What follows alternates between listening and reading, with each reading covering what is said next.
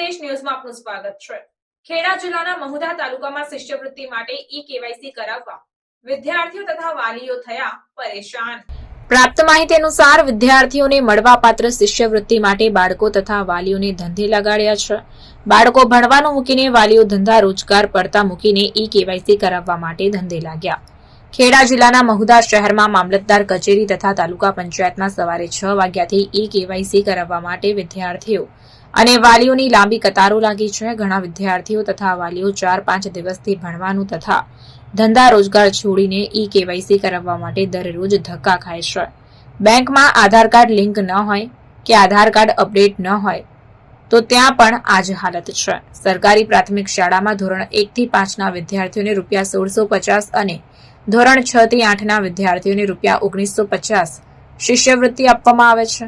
વિદ્યાર્થીઓના વાલીઓનું એવું કહેવું છે કે જો ચૂંટણી સમયે ગામે ગામ શાળાઓમાં ચૂંટણી કાર્ડ માટે કાર્યક્રમો થઈ શકતા હોય તો શાળાઓમાં જો ચૂંટણી કાર્ડ નીકળી શકતું હોય તો ઈ-કેવાયસી કેમ ન થઈ શકે?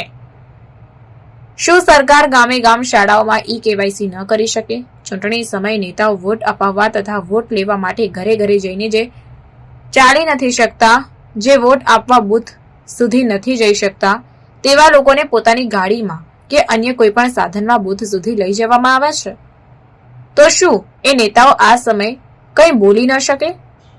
તારીખ 24 સપ્ટેમ્બર 2024 ના રોજ માનનીય મુખ્યમંત્રી ભૂપેન્દ્રભાઈ પટેલના કાર્યાલય ખાતે યોજાયેલ ઉચ્ચ કક્ષાની બેઠકમાં વિકસતી જાતિ કલ્યાણ ખાતા હસ્તકની પ્રી મેટ્રિક શિષ્યવૃત્તિમાં ફેમિલી આઈડી પ્રોજેક્ટ અંતર્ગત લેવાની થતી રાશન કાર્ડની વિગતો તેમજ ઈ-કેવાયસી પ્રક્રિયા હાલ પૂરતી રદ કરવાનો નિર્ણય લેવામાં આવ્યો છે। તે બાબતે કોઈપણ પ્રકારની જાણ સ્થાનિકોને કરવામાં આવી નથી તેવું વિદ્યાર્થીઓ તથા વાલીઓ દ્વારા કહેવામાં આવ્યું હતું।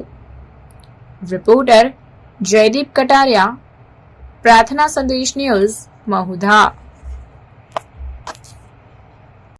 પ્રાર્થના સંદેશ ન્યૂઝની તમામ લેટેસ્ટ અપડેટ્સ માટે ચેનલને હમણાં જ લાઇક, શેર અને સબસ્ક્રાઇબ કરો।